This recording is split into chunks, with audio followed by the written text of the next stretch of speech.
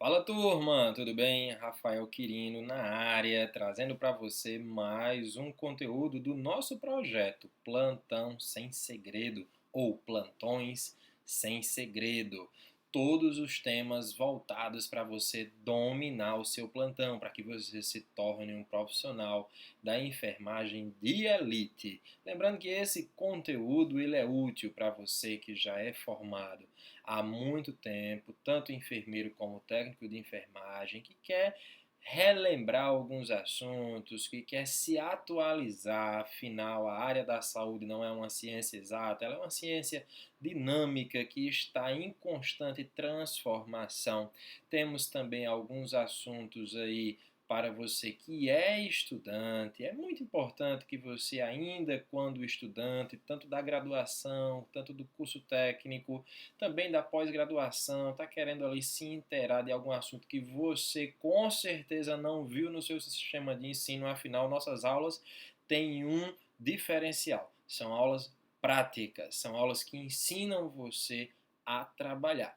Por falar nisso, atendendo a alguns pedidos, o tema de hoje é desmistificando a intubação orotraqueal. Isso mesmo.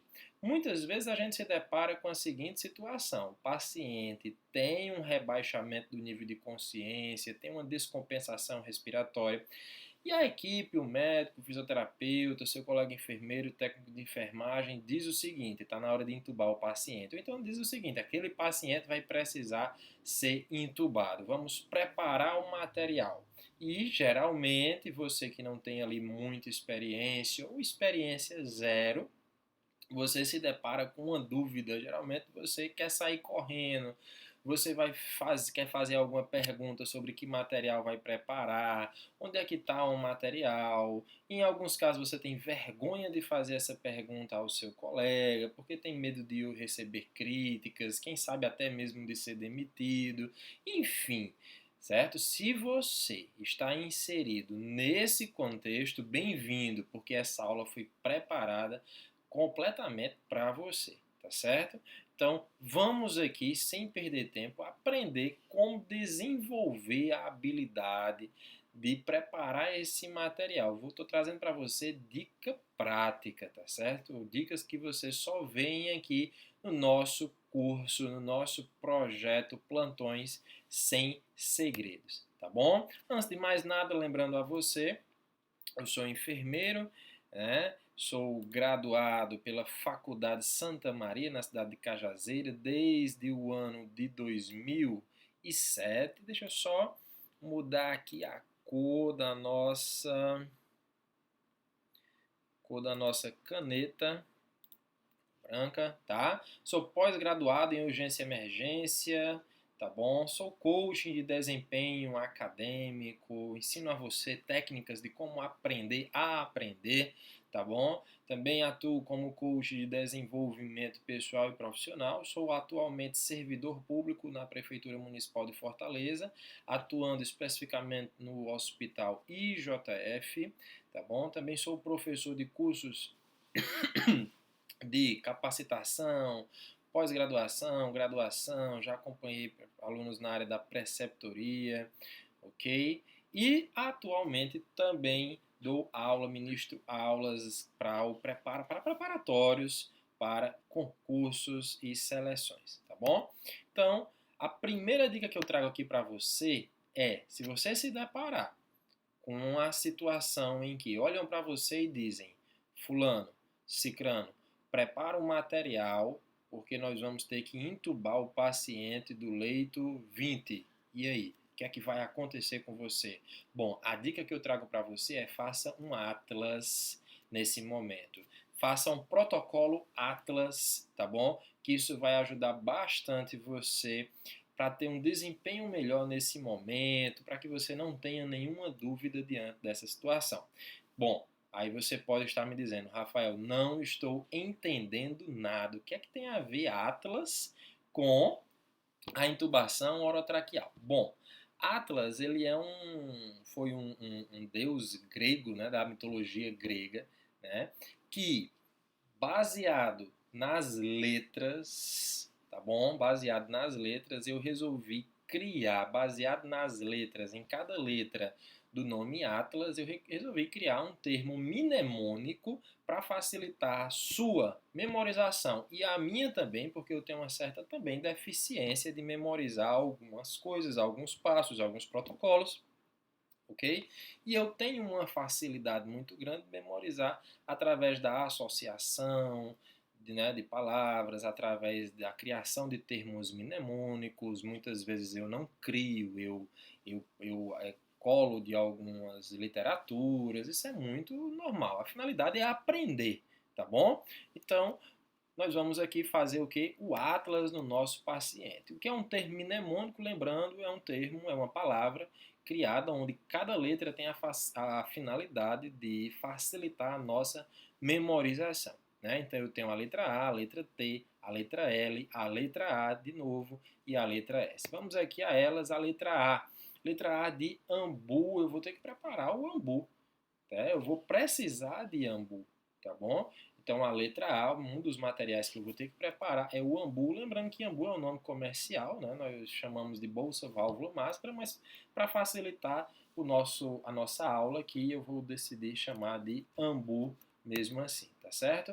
Letra T de tubo, né? O tubo orotraqueal, a gente vai precisar, o paciente vai ser entubado, então eu vou precisar de tubo endotraqueal ou orotraqueal. Letra L de laringoscópio. O profissional médico vai precisar de um laringoscópio, tá bom?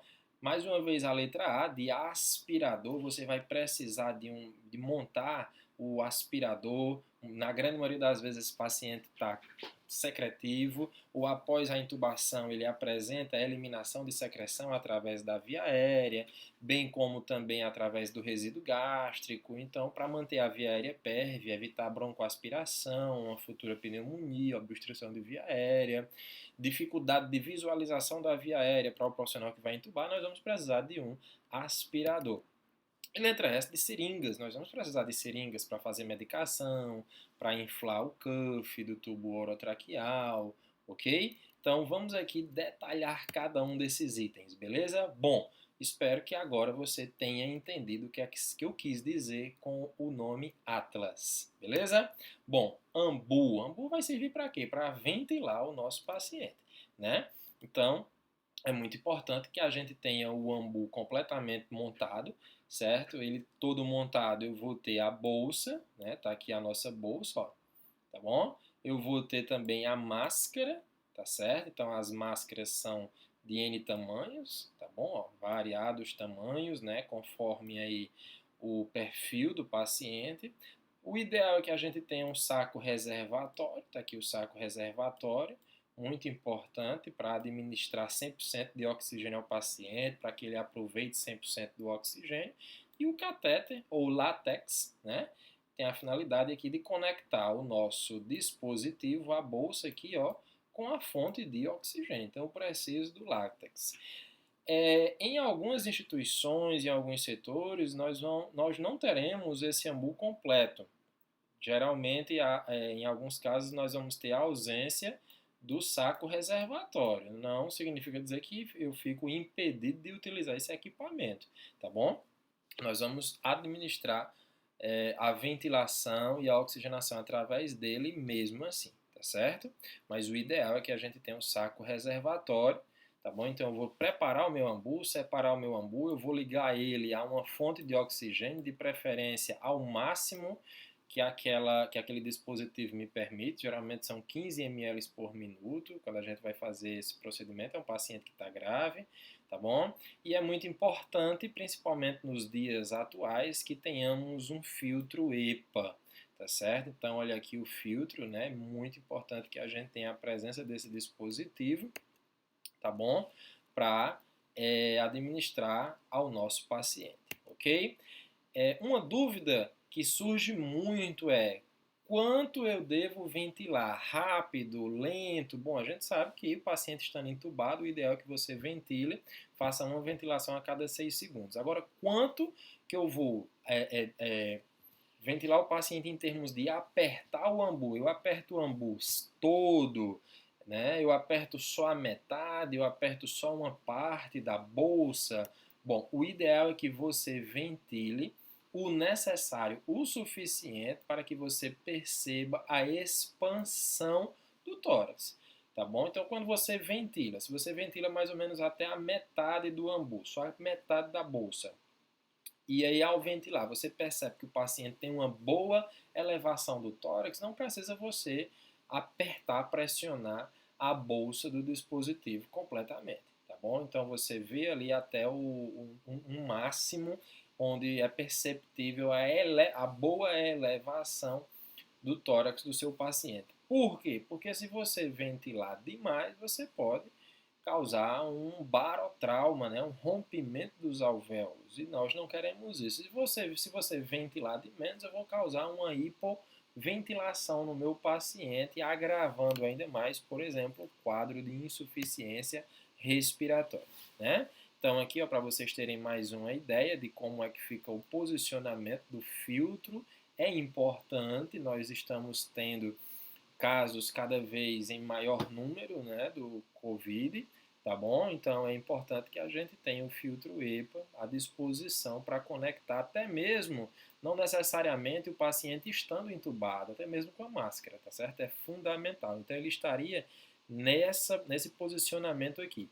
Aqui é uma demonstração de como se deve, né, uma das principais formas que se deve adaptar a máscara na face do paciente, vedar bem aqui, ó, tá? Para diminuir o escape de ventilação e de oxigênio, vedar bem também para diminuir o risco da formação de aerosolização no ambiente.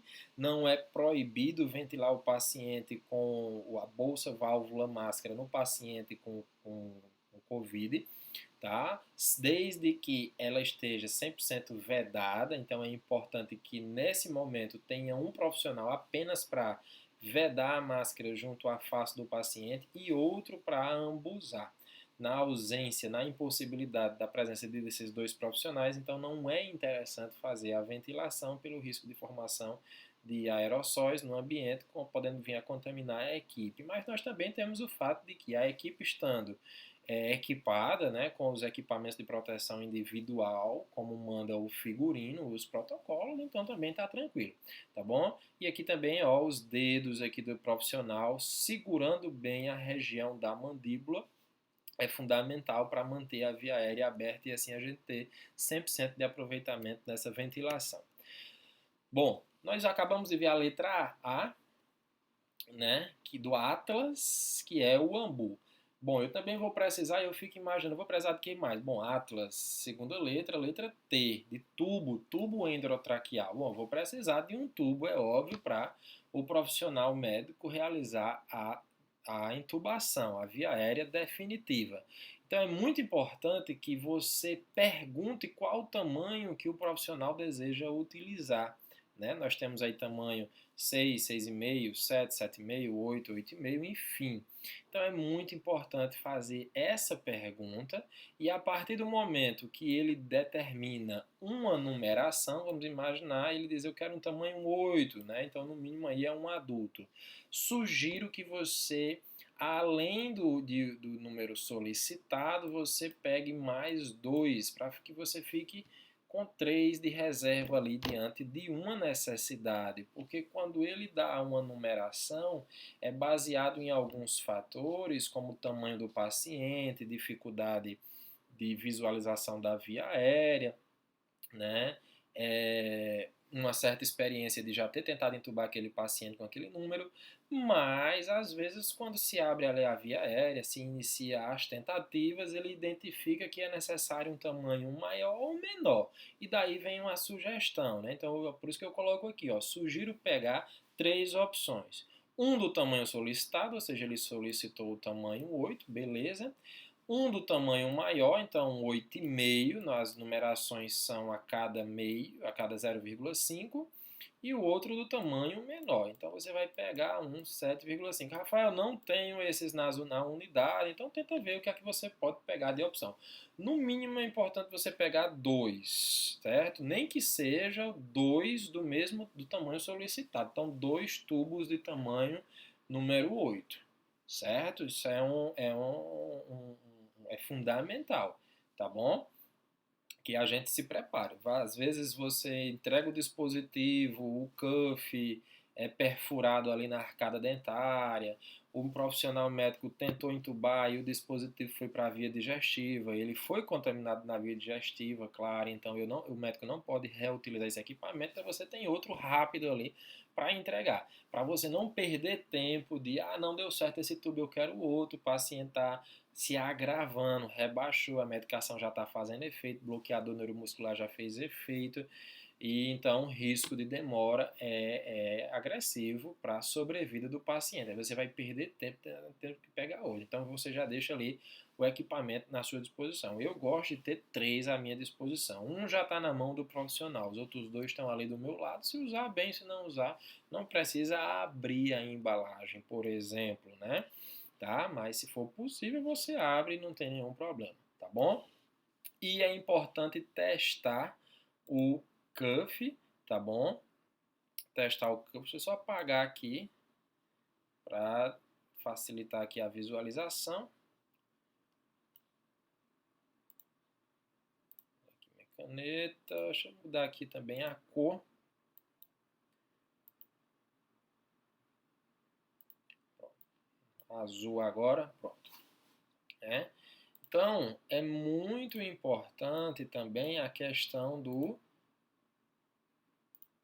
cuff, você testar o cuff antes, né? Tudo isso que eu estou falando aqui para você, quem faz de preferência é o profissional enfermeiro. Você pode delegar o técnico, depende da situação, da demanda, do dimensionamento, do momento, mas o ideal é que esse procedimento seja realizado pelo profissional enfermeiro devido à alta complexidade que o momento exige e está no nosso código de ética e legislação. Então, testar o cuff é fundamental antes de entregar o tubo orotraqueal, tá aqui o cuff, tá bom? Então, nós vamos testar esse dispositivo através dessa conexão. Esse dispositivo aqui, o nome é o cuff, e esse outro aqui é balonete, tá bom? Balonete. Então a gente vai pegar uma seringa vazia, tá? Você pode pegar ali uma seringa de 20, 10 ml, tá bom? E injeta não mais do que 10 ml de ar.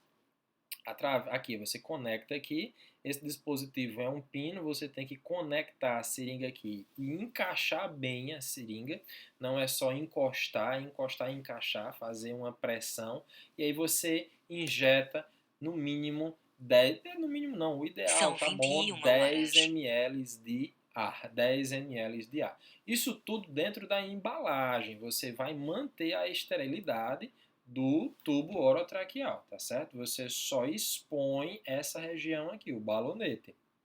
Ao expor, você conecta lá a seringa, injeta 20 ml de ar e dentro da própria embalagem você vem aqui, ó, e aperta. Você vai lá dentro, por cima da embalagem e aperta o cuff para identificar, né, se não há nenhum vazamento. Não identificando nenhum vazamento, ou seja, você apertou e ele permaneceu lá no mesmo posicionamento, inflado, aí você vai lá mais uma vez com a seringa e esvazia os 10 ml de ar, tá bom? E assim você entrega ao médico. Não deixar para testar o cuff só depois que for percebido que ele não está inflando. Bom, eu tenho mais de 10 anos de assistência hospitalar e nunca, ao testar um cuff, nunca identifiquei um cuff danificado de fábrica. Mas vai que acontece. Né? Eu também nunca li na literatura isso, mas é fundamental a gente fazer esse teste, tá bom? Para garantir que o procedimento seja 100% eficaz naquilo que nos cabe como profissional da enfermagem, tá bom? Então, testar o cuff, não deixar para perceber só na hora do profissional realizar a intubação, não conseguiu inflar, deu problema. Às vezes, o cuff ele é rasgado na passagem, tá bom? Bate ali num dente do paciente, num dispositivo ali, o profissional que está intubando, danifica o dispositivo, mas ninguém sabe, e aí vai colocar a culpa no profissional enfermeiro, tá bom? Então, testa o cuff, não tem nenhum problema, ok? Beleza? Bom, outra coisa muito importante, ainda dentro do tubo orotraqueal, é perguntar se o profissional quer o fio guia, né? O fio guia é para facilitar, deixar o tubo orotraqueal um pouco mais enrijecido para facilitar a intubação. Tem profissional que não quer, a maioria prefere. É uma medida de segurança, tá bom? Então, o fio guia vai facilitar a passagem do tubo pela via aérea. Ter cuidado com a ponta, com a extremidade distal, para ele não, a ponta não passar da extremidade distal do tubo orotraqueal, tá bom? Então ter cuidado, ó, porque deixa eu ver só se eu apagar aqui para você ver. Ó, veja bem aqui nessa imagem, o fio guia ele vai ser colocado aqui por dentro, tá bom? Ele vai passar aqui por dentro, ó. E aí o ideal é que o fio guia venha no máximo até aqui, ó, até um pouquinho abaixo do cuff, tá certo? Não deixar ele passar, a ponta vir até aqui. Por quê? Porque essa ponta aqui, essa região aqui, essa extremidade distal, e aqui a extremidade proximal, a extremidade distal vai estar dentro da viária do paciente. Então isso vai lesionar o nosso paciente, tá? Então tem muito cuidado quanto a isso. Essa extremidadezinha aqui, ó, que fica essa região que fica na extremidade proximal, aí o que é que a gente faz para o fio guia não descer e não escorregar? A gente dobra, tá certo? Para que ele fique fixo. Tem profissional que quer o fio guia, tem outros profissionais que não querem o fio guia, tá bom? Isso aí é importante perguntar. E perguntar também se ele vai querer que a gente faça a lubrificação do tubo orotraqueal e, em alguns casos, dentro do tubo orotraqueal, né? Alguns profissionais médicos querem a lubrificação apenas dessa região, aí você vai fazer preferencialmente com xilocaína, pode ser em gel e pode ser em spray, e na ausência da xilocaína gel e spray, pode tranquilamente ser feito com soro fisiológico. Outros profissionais preferem a lubrificar, que o dispositivo seja lubrificado o tubo internamente. Por quê? Porque quando a gente coloca o fio guia, ele pode aderir à parede do tubo orotraqueal, a parede interna. Na hora de tirar, eu posso retrair o tubo e aí acidentalmente o tubo vir. E a gente sabe o quão é, às vezes, ruim, né? A gente tem uma certa dificuldade, o profissional tem uma certa dificuldade na hora da intubação e aí perder esse tubo. Então, quando eu lubrifico por dentro, na hora de tirar o fio guia, é mais fácil. Perguntar é fundamental. E o outro ponto essencial é ter uma preocupação com o dispositivo você vai fixar o tubo orotraqueal, né? Então existem vários dispositivos no mercado, tá bom? Eu tenho aqui, ó, esse modelo, nós temos esse outro modelo, tá? Em alguns casos a gente utiliza um cadarço, em outros casos o esparadrapo, tá bom? Eu já vi situação de ter que utilizar o dispositivozinho de fazer aspiração de via aérea, né? O catéter de aspirar a via aérea do paciente. O catéterzinho grande vai lá. Bom, isso aí depende, é variável conforme a precariedade da instituição que você trabalha. Mas a gente tem que fixar o tubo, tá certo? A gente tem que fazer a fixação do tubo. O cuff, ele não tem a finalidade de fixar o tubo. A gente vai já conversar a respeito disso. A fixação é aqui na região externa, junto à face do meu paciente, ok? Então, olha aqui, né, como foi aqui, inclusive trouxe essa demonstração aqui da fixação do tubo, completamente inadequada essa fixação, tá bom? Essa região aqui que tá, olha aqui, causando risco aqui de lesão por pressão labial, ok? Então ter essa cautela também é fundamental. Bom, então até agora, dentro do termo mnemônico Atlas, nós conversamos sobre o que é que você vai precisar na letra A, material de ambu relacionado ao ambu, letra T, material relacionado ao tubo orotraqueal.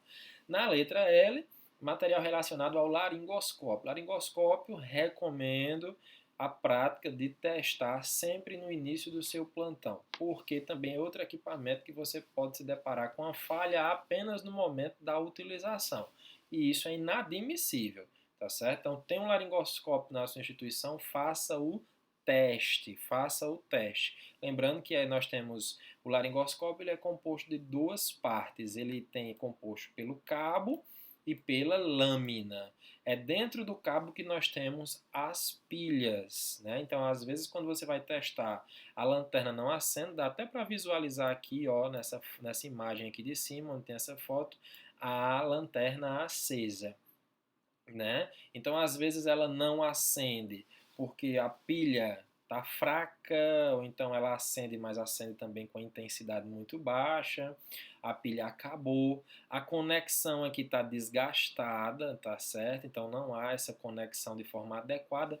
E em terceiro lugar, é a própria lanterna que queimou. Então você vai lá, mexa lá nessa lanterninha para ver. Às vezes é um mau contato, então às vezes está literalmente queimado. Então a gente tem que testar. Geralmente o primeiro teste que a gente faz, né, que é mais rápido, é indo lá na lanterninha e mexendo nela, porque às vezes é um mau contato. A segunda parte que você vai testar são as pilhas, né? Coloca também outra lâmina, às vezes é um problema na lâmina, e aí se for problema na lâmina, se uma lâmina funcionar e outra não, depois de ter testado a lanterna, geralmente é um problema na conexão, tá certo? Então a nossa finalidade é identificar onde é que está o problema, mas às vezes é impossível, é inviável, o equipamento está muito danificado, tem que ser feita a troca. Teste sempre no começo do seu plantão, diariamente. E quando for testar, quando for encaixar essa parte aqui, encaixar e fazer uma pressão, fazer uma pressão lá, certo? Apertar assim bastante, porque na hora de entubar, o médico ele faz uma pressão, né?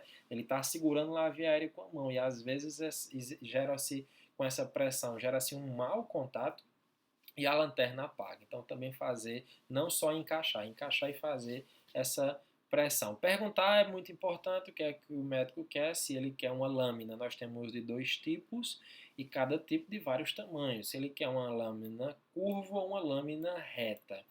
Bom, geralmente na população adulta e adolescente, a preferência é pela lâmina curva, ela é melhor para o procedimento. Geralmente na população pediátrica recém-nascida, lâmina reta, tá bom? Então, mas geralmente na maioria dos casos se é utilizada, inclusive na população pediátrica, a lâmina curva. Então, mais ou menos é interessante ter os dois tipos, né? Então, checar diariamente as pilhas, a luz, a conexão, fazer a pressão e perguntar o tamanho da lâmina é fundamental. Beleza? Bom, aspirador, como eu disse a você, o paciente pode estar cheio de secreção, né? O paciente pode vomitar, tá certo? Por estar de estômago cheio, ele perde ali a defesa da via aérea, pode broncoaspirar. Então é fundamental a gente ter montar também o aparelho para aspirar a via aérea, tá certo? Fazer o teste para ver se tem sucção e escolher lá a sonda conforme o tamanho do paciente, tá? Recomendo uma sonda calibrosa, porque às vezes o paciente apresenta vômito, vem conteúdo alimentar, o paciente às vezes apresenta eliminação de sangue com coágulos, e se for uma sonda de pequeno diâmetro, ela vai obstruir. E aí você vai perder seu tempo trocando aquele equipamento. Você só não vai pegar uma sonda de diâmetro grande se for uma criança, se for uma pessoa pequena, mas mesmo assim recomendo que analise essa possibilidade. Outra coisa também é deixar 2, 3 sondas já perto, porque às vezes contamina, às vezes cai no chão, às vezes tem obstrução na mesma, tá certo? Então, se preparar para essas possibilidades. Então, letra A de aspirador. E letra S de seringas. É importante você ter as seringas. Por quê? Bom, dentro das seringas nós vamos utilizar para 3 situações que envolvem esse procedimento de intubação. Nós vamos utilizar para medicações, nós vamos utilizar para inflar o cuff, nós vamos utilizar uma seringa para fazer o flush. Vamos aqui por partes. Medicações. Bom, geralmente a gente vai fazer lá uma sequência de medicação conforme a prescrição, dependendo da situação, geralmente a prescrição verbal, para depois ser por escrito, é uma situação que envolve urgência, emergência, né, intubação.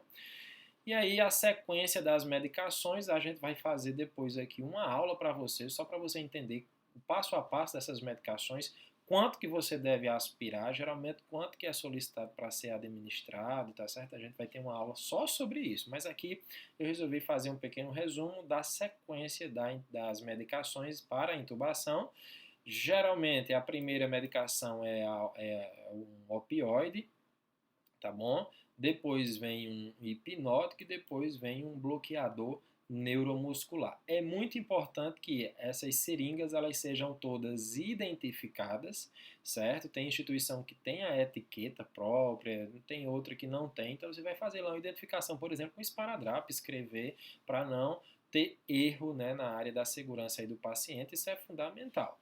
E como sugestão, você não vai ver isso em nenhum protocolo, isso é só o protocolo do Rafael Quirino, é um cuidado que eu tenho, é ter lá uma seringa pronta, ao menos você vai lá e quebra uma ampola de adrenalina. Por quê? Porque esse paciente pode vir a ter uma parada cardiorrespiratória. Acontece. Acontece da equipe está tentando entubar, várias tentativas, não consegue, o paciente ou tem uma parada cardiorrespiratória por excesso de medicações ou pela própria evolução da clínica do paciente. Então, você tendo uma adrenalina, o paciente que evolui com parada cardiorrespiratória, uma das condutas é ter adrenalina, faz parte das medicações para reverter o quadro. Se não precisar, tranquilo, mas se precisar, pessoal, quanto mais rápido, melhor. Que tiver na minha mão mais rápido, que fizer parte do protocolo, isso é super interessante. Afinal, um dos objetivos das minhas aulas dentro do projeto do nosso curto Plantões Sem Segredos é ensinar você a trabalhar com a maior destreza possível, tornando você um profissional cada vez mais habilidoso, seguro, inclusive. Se sentir seguro num plantão é fundamental e essa é uma das minhas missões para com a enfermagem, tá bom? Então, fique atento a esse detalhe. Outra seringa, você vai inflar o cuff, 10, 20 ml. Geralmente a gente utiliza uma seringa de 20 ml, joga lá, né, para fazer para você insuflar o cuff. Vamos já falar sobre essa questão, quanto de pressão. E uma seringa lá de 20 ml, você vai aspirar com soro fisiológico para fazer o flush. Né? A medicação, quando a gente faz a medicação, um opioide, como por exemplo o fentanil, né? A medicação lá na via do paciente, o Propofol, por exemplo. Às vezes o paciente está com deficiência circulatória e a medicação fica retida, às vezes no equipo, fica ainda na veia do paciente, tá? Então é importante que você tenha lá uma seringa com 20 ml de soro para você lavar, para você empurrar essa medicação, o famoso flush, ok? A quantidade de seringa aí que você vai utilizar é variável, mas no mínimo aqui 4, né, porque para as medicações, uma para opioide, outra para hipnótico, outra para bloqueador neuromuscular. Se você fizer, né, tiver essa cautela aqui, como eu tenho, isso é uma sugestão, claro, mais uma para adrenalina, então 4. Até a quinta, você vai fazer uso aqui de uma seringa para inflar o cuff, você tem que ter essa seringa. Inclusive, você pode utilizar a mesma que você fez para testar, tem que estar separada lá, tudo organizadinho, para você saber onde é que está na hora que precisar. E a sexta seringa, que é do flush. Geralmente, o ideal, eu recomendo que você tenha 2 seringas para fazer o flush, tá? Porque enquanto você esvazia uma, já tem outra pronta ali, pré-pronta, precisando, já está ali engatilhada, né? Então, isso são sugestões que você pode adaptar aí na sua instituição, beleza? E depois, intubou o paciente e agora? Tá? Vou fazer aqui um resumo porque nós vamos ter depois aula só sobre gasometria, sobre monitorização do paciente, sobre ventilação mecânica, tá bom? Mas a finalidade aqui, como eu disse, é preparar você no máximo que eu puder, então vou avaliar. O meu paciente está bem, porque se ele for entubado, ele geralmente vai para um ventilador mecânico. Então, meu paciente está bem, eu olho lá os parâmetros vitais do meu paciente. É importante que esse paciente receba sedanalgesia, fentanil, midazolam, bloqueador neuromuscular, né, para se adaptar bem ao ventilador mecânico, se for necessário. Tudo isso é de prescrição médica. Fazer coleta da gasometria arterial 30 minutos a 60 minutos depois de iniciada a ventilação, para identificar se ele está se adaptando bem ao ventilador mecânico, tá certo? Essa questão da gasometria arterial, de quanto em quanto tempo você vai coletar a gasometria. Depois a gente vai conversar melhor sobre isso, tá certo? Isso aí é um assunto para outras aulas. Checar a fixação é fundamental. Uma coisa que eu não coloquei aqui que é fundamental, fazer a ausculta pulmonar para identificar a posição do tubo logo após o médico entubar. O médico pode fazer ou o enfermeiro também pode fazer. Você vai fazer a ausculta na região epigástrica para identificar se foi entubado na via digestiva. É o primeiro local que tem que ser feita a ausculta, na região epigástrica. Não ouvindo ventilação na região epigástrica, certo? Entubou, coloca lá o ambu, dá um ventila e o outro coloca o estetoscópio na epigástrica. Você vem para as bases pulmonares e depois para os ápices, certo? Então, as 5 regiões aqui são necessárias. Então, eu vou até desenhar aqui, ó. Região epigástrica, tá? Depois você vem aqui para a base pulmonar esquerda, depois para a base pulmonar direita. Em seguida, você vem para o ápice pulmonar esquerdo e encerra no ápice pulmonar direito, tá bom? Então, essa é a sequência de cima para baixo nessa ordem. Aspirar a via aérea do paciente, se o paciente estiver lá com secreção, tá bom? É inflar o cuff, vou até afastar aqui um pouquinho, inflar o cuff com uma seringa, tá bom? O suficiente para você identificar, de preferência no curfômetro, tá certo? Que você inflou uma pressão tal que leve ao dispositivo, o manômetro lá do curfômetro, a uma pressão de 15 a 25 milímetros de mercúrio, se for em água, centímetro de H2O é de 20 a 34, tá bom? É importante também que o profissional médico deixe solicitado o raio-x de tórax para identificar onde é que está o posicionamento do tubo. A ausculta é fundamental, mas o protocolo exige o raio-x, que ele é 100% fidedigno. Além disso, também ele vai facilitar lá a identificação de possíveis complicações do processo de intubação, como o barotrauma. Outra coisa que a gente também vai monitorar é se o paciente tem alguma injúria causada pela ventilação, alguma injúria pulmonar. Geralmente a literatura usa o termo VILI. O VILI também é um termo mnemônico, assim como Atlas, certo? Onde cada letra tem um significado, que em inglês vai significar injúria pulmonar induzida pelo ventilador. Rafael, tá? Vamos já falar sobre esse VILI aqui, ó, o cufômetro, tá? A gente conecta aqui o dispositivo do balonete, o balonete do tubo orotraqueal, que ele fica exteriorizado via a mucosa oral do paciente, e ele vai me marcar aqui, né, de 15 a 20, 25 milímetros de mercúrio. Está aqui o cuff desinflado, está aqui o cuff inflado, está aqui como ele fica dentro da via aérea do paciente. Se você não inflar não inflar numa pressão ideal, vai ter espaço aqui, esse espaço vai servir para várias coisas, dentre elas o paciente pode vir a ter um quadro de vômito, essa secreção vir aqui, né, o vômito vir aqui e descer para a via aérea do paciente e causar broncoaspiração. Se inflar demais, ou seja, uma pressão aí de 30, 40 milímetros de mercúrio, nós teremos lesão da via aérea, lesão de cordas vocais, tá bom? Então, inflar a ponto de vedar para evitar aí, por exemplo, queda de conteúdo gástrico aqui na via aérea e às vezes aqui acumula secreção respiratória, o que é também motivo para ocasionar pneumonia, tá? Então, por isso que é importante pneumonia associada à famosa PAV e associada à ventilação mecânica, por exemplo. Por isso que é importante aspirar a via aérea do meu paciente, mesmo estando entubado, ele tem o risco dessa secreção levar o paciente a evoluir com pneumonia. Bom, VILI, injúria pulmonar induzida pelo ventilador, ela é uma condição onde o paciente pode desenvolver 5 complicações, que são elas barotrauma, volutrauma, atelectotrauma, resposta inflamatória, inclusive essa podendo levar o paciente a desenvolver sepse, tá bom? E da sepse o paciente evoluir para disfunção orgânica. Então, a intubação associada com a ventilação mecânica, ela pode sim trazer complicações. Como prevenir? Analisar a possibilidade diária do paciente ser extubado, ser retirado do ventilador mecânico o mais rápido possível, além de cuidados, né, como manter o tórax do paciente elevado, higiene da mucosa oral, tá bom?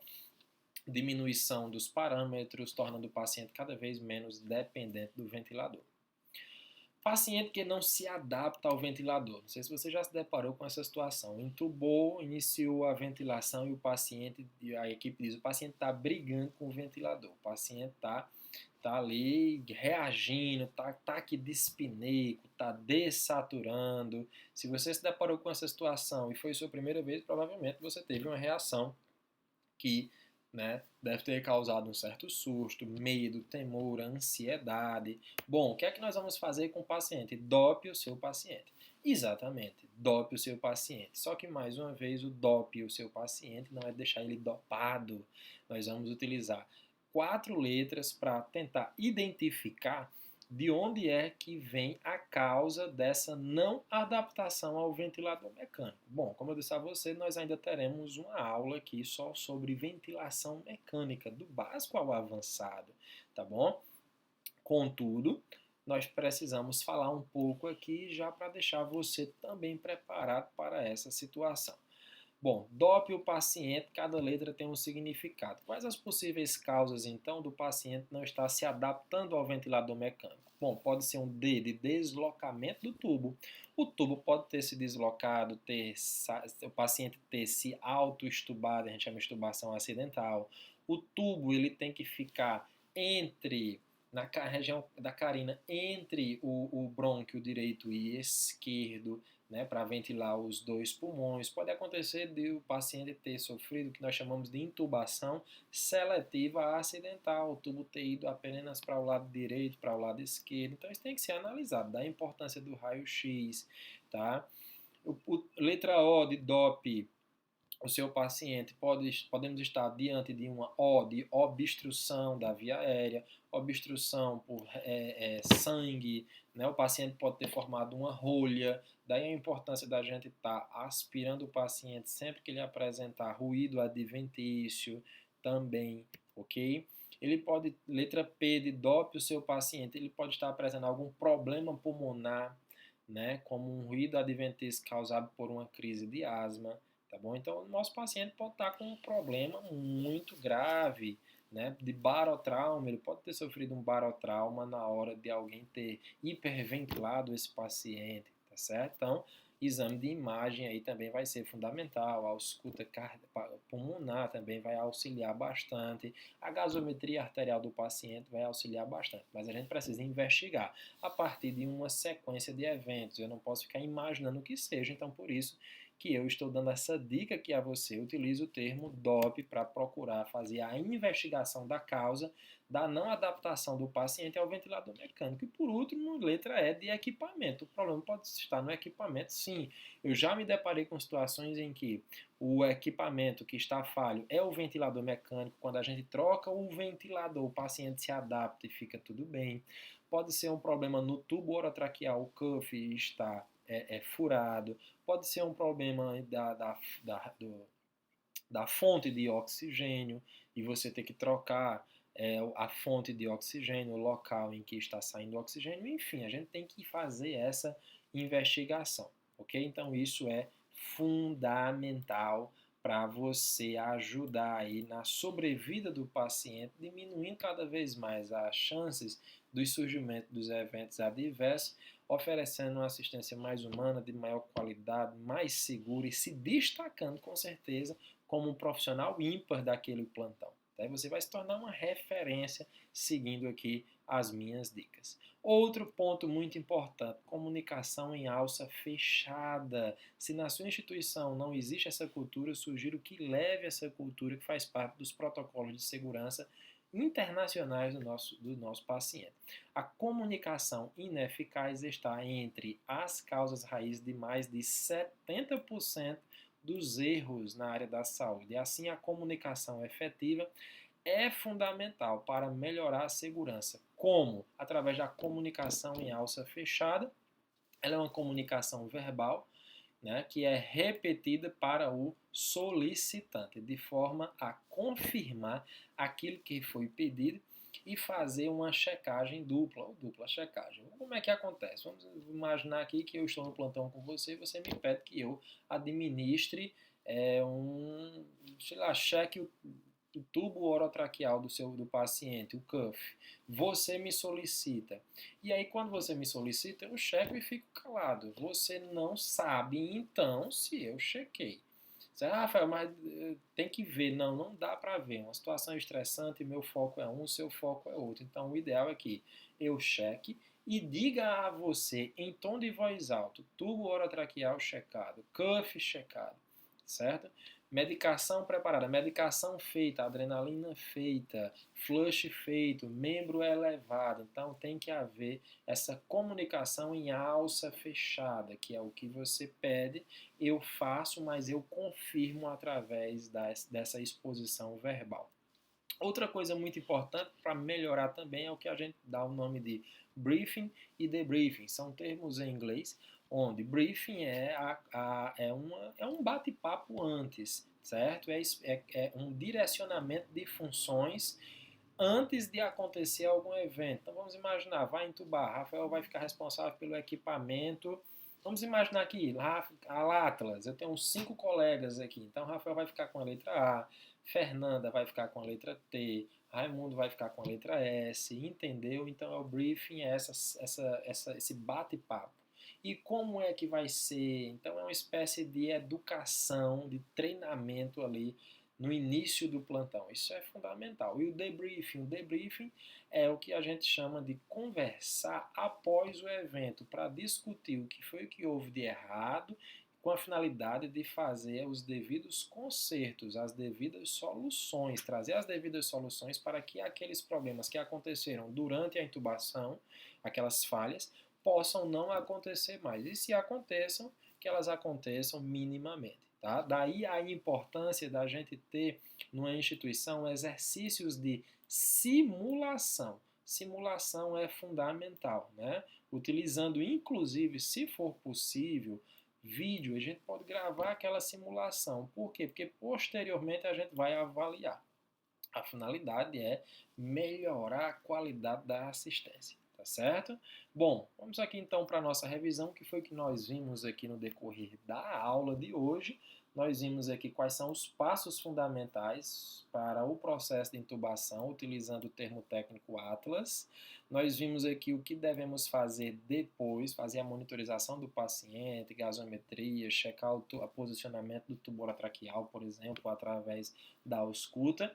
Vamos identificar se o paciente se adaptou ou não, e se ele não se adaptou, vimos quais são as principais causas, utilizando o termo mnemônico DOP, e vimos aqui quais são as principais complicações do paciente que está sob ventilação mecânica, tá bom?